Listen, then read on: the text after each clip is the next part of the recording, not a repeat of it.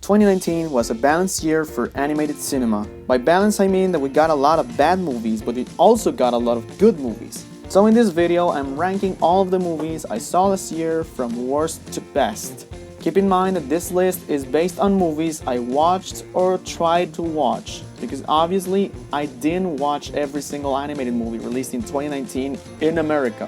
There are films that were practically impossible for me to watch them at the time I wrote and made this video, but I really wanted to watch them to have my opinion on them, and then there are movies that I just didn't give a shit about. So let's begin. The Lego movie ripoff, the Playmobil movie, must be the absolute worst movie I saw this year. I have to be honest, I didn't even finish watching it, and I just read the plot section of the Wikipedia article to see what I missed. And I didn't miss much, apparently. People say this is a ripoff of the Lego movie, but they're wrong, because it tries to be something different.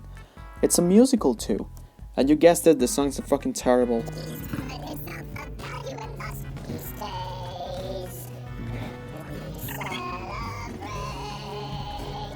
Everything else is awful. The characters are unlikable and generic. All of the acting is just bad.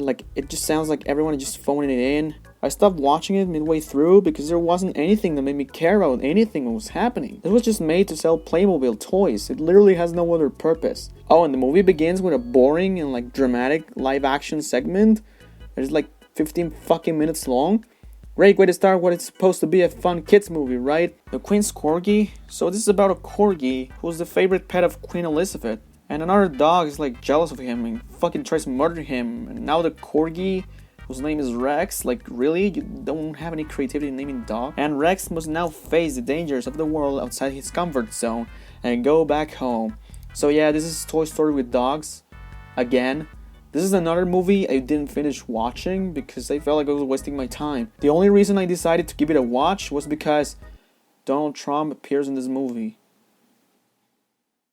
Watch the first 20 minutes. I had a lot of ironic entertainment from the Trump scene. After that, it becomes a boring movie with no new ideas, bad jokes, and awful, inappropriate moments that will just make you wonder how the fuck is this supposed to be a kids movie. Uglydolls. This movie has a lot of celebrities attached to it, and it's just literally to market the soundtrack and the movie, of course. Oh look, Nick Jonas, Charlie XCX, and Pitbull are here. Oh my god, this movie will be great. It was just a soulless, boring movie with a boring message of the real beauty's on the inside. The problem with this movie isn't that it's based on a toy brand. We have the Lego movie, which pretty much showed that you can make a good movie about anything. The problem is that, just like with Playmobil, there was absolutely no effort into anything. No one cared in making anything creative or funny or exciting or emotional or anything.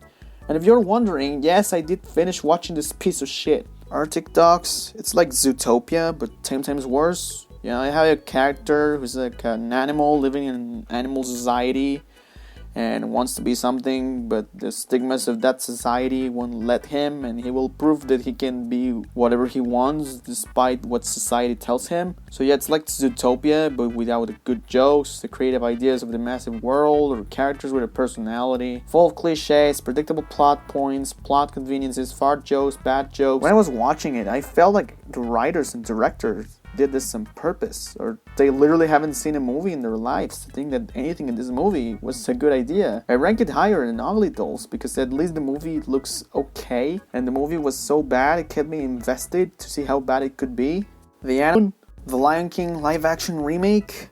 It's on this list because it's an animated movie, despite the director not wanting people to refer to this movie as such. Hey Jon Favreau, if everything is CGI and it's not motion captured, then it's an animated movie. They say, if it ain't broke, don't fix it. And this is the result of an attempt to fix something that was never broken in the first place. I wouldn't hate this movie if it wasn't the same goddamn movie, but 10 times worse. If something made the original Lion King work so well, it's not just the songs.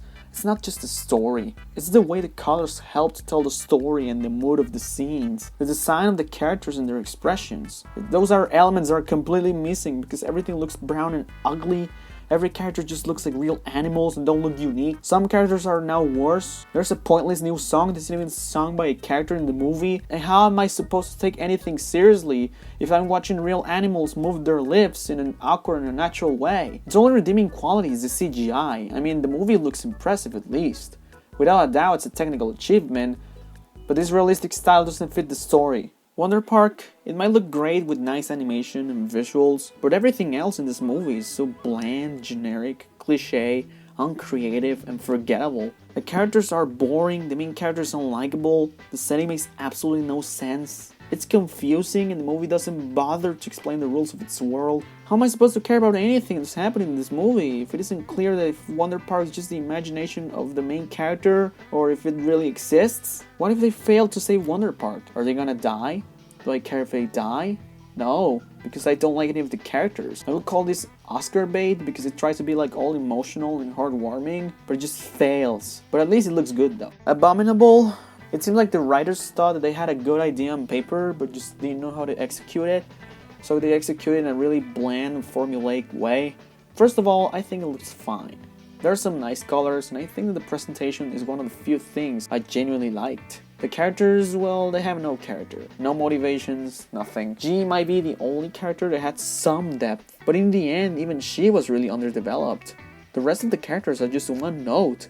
There's a fat kid who's in the movie just to be annoying with his annoying voice. And then there's the other guy who's like just the generic eccentric guy who only cares about his personal image and has probably some of the worst dialogue of the movie. He frequently says things like, "Oh, this photo isn't getting enough likes," or #selfie, or those cringy shit. The story had really stupid plot conveniences, everything seems to happen just because the script says so. Many events in the movie don't make sense and don't feel natural. The movie failed to make me be invested in the story and to care about the characters. Everest's powers just seem to work because the plot demands it. I never saw the limits of his powers. He could just do whatever he wanted apparently. Frozen 2. The original isn't a great movie, it's a solid movie, but not great. However, I had to admit that two things that are outstanding in the original are the songs and the score. Two things that sadly aren't as good here. The plot is convoluted and unfocused, characters have nothing to do in the entire movie. Elsa is still the same boring character as in the previous movie, there was no improvement. Olaf is much more annoying here. The new characters have no development and you could remove some of them. Most of the songs are not good. I think Into the Unknown and Show Yourself were really good, but they're not Let It Go. The story has so many dumb elements and the ending was really lame. I don't know what the point of this movie was, honestly. This feels like a filler episode in a cartoon. This movie has absolutely nothing to say. I mean, this movie doesn't make anything like really bad, but it also doesn't try to do anything new or outstanding. At least in terms of storytelling, because the animation is impressive. The presentation is so much better than the original because I think the original looked kind of bland. There's actually some really good colors and stunning landscapes in this one, but that doesn't make this any better than the first. Missing Link, the movie is gorgeous in the visual aspect. The stop motion animation is so smooth and the visual effects so breathtaking that it seriously looks like regular CGI now, even though it's a stop motion. Sadly though, the hours and hours spent on meticulously crafting every single frame of this amazing looking movie feel like they were completely wasted. The characters are not compelling and underdeveloped. No character seems to grow or to have an arc. The only character that feels like there was effort in its development is Mr. Link, because he's the only one who kind of learns something at the end. Great movies are those that you can't think of anything to improve them. But here, we're just constantly thinking about how the story and characters could have been better, and that's not good. This feels a lot more childish than previous Laika movies. There's some really good comedy though, but most of the humor is just unoriginal fish out of water jokes and slapstick. Don't get me wrong, it was still an enjoyable experience, but it's hard to deny that this feels so standard and uninspired. It's more of a popcorn movie. It's definitely the weakest Laika movie up until now. Spies in Disguise. This was a surprise because I actually enjoy a lot of this movie. Sure, it's not great. I mean, there's a 50 Shades of Grey joke. But the humor was consistently good, and all the jokes made me laugh, and some of them can get lowbrow, but I was entertained the whole movie. Many characters were paper thin, but I think that the leads were fun to watch together, and the performances of their voice actors were really solid. I think this has an interesting concept, but the execution was just fine, nothing special. It has some cliches here and there, but I think that overall, this was a good way to waste some time. Don't expect a masterpiece, obviously, but also don't expect a piece of shit, because it isn't any of those two things. Pachamama, it was fine. What I liked the most is how it looks. The visual style looks very appealing. The colors and how everything is designed really helped this movie a lot. The story is fine, nothing that I found outstanding or bad was there. However, the writing at times was bad. To give you an example, character traits are shown visually, and that's good. This character hates doing this, show that. Maybe a facial expression or something. But then the character proceeds to say, I hate doing this. I mean, that's redundant. This movie think that the audience is stupid. This movie turned into something I wasn't really expecting. A movie about the Spanish conquering. I think that the fact that the movie portrayed the Spanish as morons bothered me at first. But then I thought that it was great to represent them as brainless savages that want nothing but gold.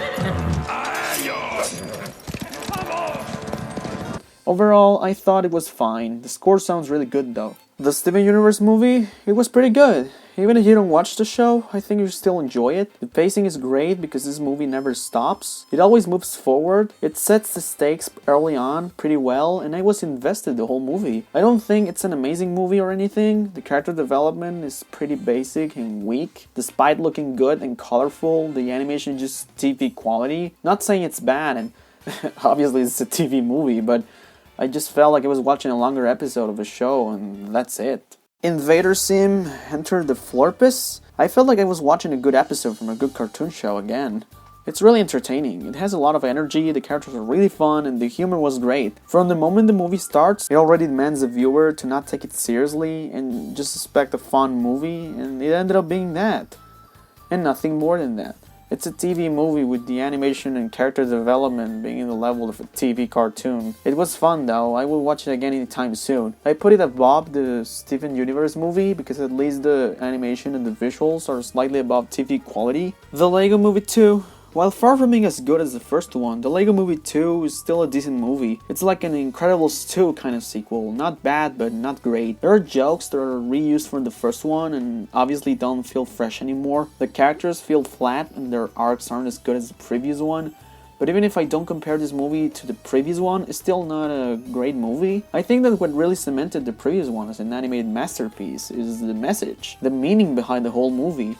In this movie, we don't get a message as powerful as the previous movie. There is a message, but it's weak, and ultimately when it doesn't have too much to say, it ends up feeling empty. Phil Lord and Chris Miller wrote the script, and honestly, I was shocked, because these guys are talented. But when I was watching it, I felt like it was written by some other writer trying to imitate them. However, it had some positives, obviously. The visuals, as expected, looked great, and I feel like they pushed the visuals a little bit further, thus making the visual aspects superior to the original. It has so much style, and the sets look awesome, new characters are fun, and the voice acting was again, it's pretty good. There were some jokes that actually made me laugh for the creativity, even when 90% of the humor was either not funny or been there, done that. Overall, I think it was pretty good.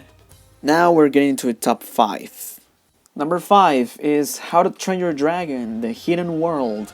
The third and hopefully final installment of the How to Train Your Dragon series is the ninth conclusion to probably one of the best animated franchises ever. The animation and visual effects here are stunning, resulting in one of the most beautiful looking movies DreamWorks has ever released to date. It has a lot of scenes that I just loved looking at because of its visual appeal. The story was good and it felt like a natural progression of the story set by the previous movies. The journey of our characters to discover the hidden world is genuinely interesting and engaging. I cared about anything that was happening during the movie. Night Fury is such a cute character, or Toothless, however you want to call him. And some of the scenes he shares with Light Fury are great and some of the best of the movie. Those scenes have no dialogue, nothing but nice visual storytelling and some of that fantastic score this movie has. At moments I thought that those scenes could be a short film I would really enjoy. That's how much I love them. The action is really good and very fun to watch. Now the issues I have with this movie are mainly with some characters and some plot points. First of all, the villain was very weak. His motivation wasn't clear, and he really had no character besides being a typical I'm bad and evil cartoon villain, and he's pretty much forgettable. The rest of the characters besides Hiccup and Astrid are very one-note and not compelling or memorable at all, which is a shame. Also, the final act was a bit underwhelming. Like, it felt really quick and the ending was predictable. With that word, I'm not saying the ending is bad. I mean, I think it's a really satisfying ending. But I think that it was the ending pretty much everyone could have been thinking of. Regardless, it's a great movie, and somehow you haven't watched it, what are you waiting for? Número 4. Buñuel en el laberinto de las tortugas. Or well, number 4. Buñuel in the Labyrinth of the Turtles. It's not common to see an animated biographical drama, and this manages to be an excellent one, with stylized 2D animation that makes this movie visually great. And despite its lighthearted visual style, underneath there's a mature and compelling story about the production of The Land Without Breath, a documentary about one of the poorest regions in Spain at that time. Buñuel's journey to get the film done is very interesting. Every character feels real and compelling, especially the main character, Buñuel. We see his growth and change during the movie, and it feels genuine. Talking about visuals again, there are some details I found creative and I really appreciate it. Like when the movie mixes the real footage of the documentary with its animation and the scenes where the characters are shooting the film, I found that really cool. The comedy on this movie, while none of the jokes are funny, I appreciated the effort in putting comedy in a movie that's not a comedy without feeling forced. One of my only issues with this film is, more than an issue, it's a wasted opportunity, and it's that I would have liked more surrealist-like scenes.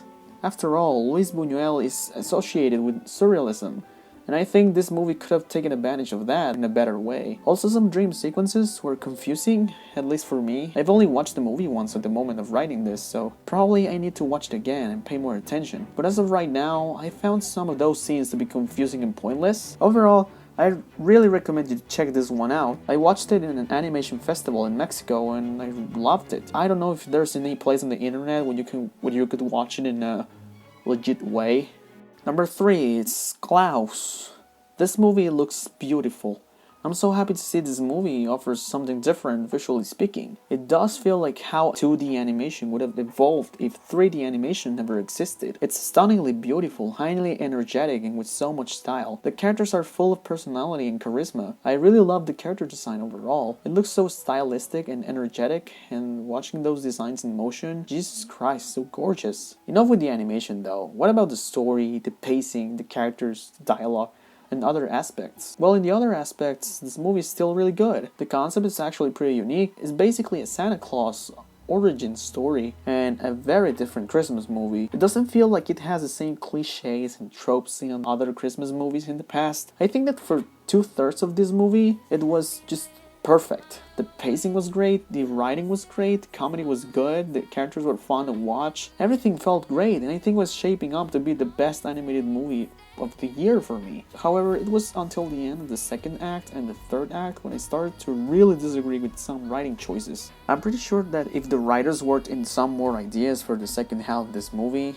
including some plot points that felt kinda dumb, and some character resolutions, it would have been pretty much a flawless movie. I think some music choices were bad, like the music sometimes didn't fit the setting or time period. Despite some issues I point out, I'm so happy this movie exists. This is a great movie and definitely give it a watch. If you're an artist or an animation student, take notes from this movie, because this is an example of how making something look different from other movies can give it so much personality and uniqueness. Number 2 is I Lost My Body. The moment I finished watching it for the first time, I instantly loved it. This movie tells a heartbreaking story about Naufel, a teenager. Let's say it's a teenager. It's not really clear what age he's supposed to be.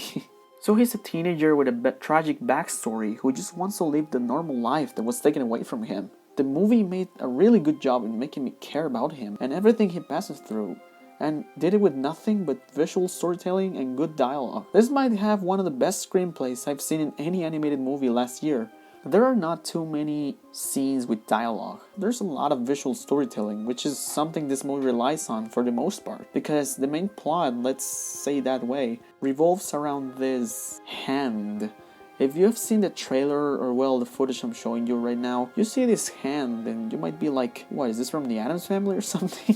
But yeah, most of the movie we spend time watching the journey of that hand and what it wants to accomplish. But at the same time, we see what's going on with Naufel. The movie is not telling chronological order. It switches back and forth between different time periods of Naufel's life and of course, of the hand's journey. But it's all with a purpose and not like, at random. The scenes with dialogue, I don't know, but they're brilliant. Sure, many people may argue the dialogue is mediocre, but even though it's simple dialogue, it works. I don't know why it works. Maybe the way it's presented. Maybe the performances of the voice actors. I don't know, but I really love those scenes. About the characters, pretty much every character besides Naufel and Gabrielle, the girl, it's pretty much just there as plot devices. The score, oh my god, the score, it's beautiful. I didn't expect this movie to have one of my favorite scores of the year. It's also beautifully animated, the visual style is great. Every shot has something interesting to look at. It's set in Paris, and I think it avoids presenting the city as the cliche of the city of love, and presents a really crude and ugly setting. But not ugly like, but in a good way. Watch this movie, for the love of God. I highly recommend it. And yet, it's not what I consider the best animated movie of 2019. Number 1 is Toy Story 4. This is a movie that no one asked for because I think pretty much everyone agrees that the ending of the third movie was the perfect conclusion of the trilogy, but this movie really impressed me. The moment it ended, I was shocked to see how is that this unnecessary sequel turned out to be a necessary sequel. This doesn't feel like a rehash of the previous movies. The themes explored feel new to the franchise. The story, the writing, the new characters, the new settings, the themes, the stunning visuals, there's so much to like here. Not only is it a really entertaining movie, but it's also exciting, very funny at times, and emotional. I feel that the humor is really good, and at times some jokes catch me off guard for their creativity. At points it subverts your expectations in a really well executed way. It's cleverly written and thought-provoking, and it's probably up there with Toy Story 2 in terms of overall quality. The new cast of characters are memorable, funny, and have a fun personality. Forky might be a little bit annoying at first, but after a while I started to like him. He's part of one of the new concepts introduced to this franchise, handmade toys. This movie is about finding a purpose in life. Spoiler warning, I guess, but Forky thinks his purpose is being a disposable spork, but ends up feeling confident in being a toy. And Woody thinks his purpose is being always loved and played by a kid, but after he experiences what it's like to not be liked by a kid, he then finds a new purpose in his life. Running away from a place where he's not loved and searching for a place in which he is loved by being a lost toy. I've heard criticism that Woody is acting out of character the entire movie, but I don't see that. I guess the fact that he never thought that he would be with a kid that would just not play with him really shocked him and changed him. Andy was his owner for his entire existence, and he pretty much still wants to be with him, and that's something understandable. It's hard when a loved one is gone. It's hard to accept that that loved one is gone. I really like the brilliant way this manages to have way more depth than expected. I kinda agree on the criticism on the way the returning characters are written in this movie, like Buzz, who people think he's acting out of character. However, I saw Buzz as now completing his arc, now being completely aware that he's a toy, using his voice command as his consciousness. But I do agree that other characters have nothing to do and have barely any screen time. Yes, I agree. But seeing how the movie decides to focus on the journey of Woody and Bo Peep and how we spend the whole movie in their journey, then I forgive that. We do have an emotional ending though. While not as powerful as the ending of the previous movie, it's still a tearjerker. People say this movie feels really small scale, and I agree. But I like the fact that it's a small scale. I love the way they crafted an exciting adventure in just a pair of locations. I haven't even talked about the animation. Not only does this movie look beautiful, but the amount of detail and the effort put into every single frame of this movie is just wonderful. Pixar managed the impossible, making a franchise of 4 movies in which all of them are comparable in terms of quality. So, this is it, ladies and gentlemen. Those are the movies I saw this year. Like I said, I missed some other movies, but maybe I will update my list in the future, I don't know. Let's hope 2020 is better. Disney and Pixar will finally release movies that are not sequels. I don't want to have my expectations too high though. There's gonna be a Scooby-Doo movie, and I don't know what to say, but at least looks nice. Sony will release 2 movies, and oh no, oh no, oh no!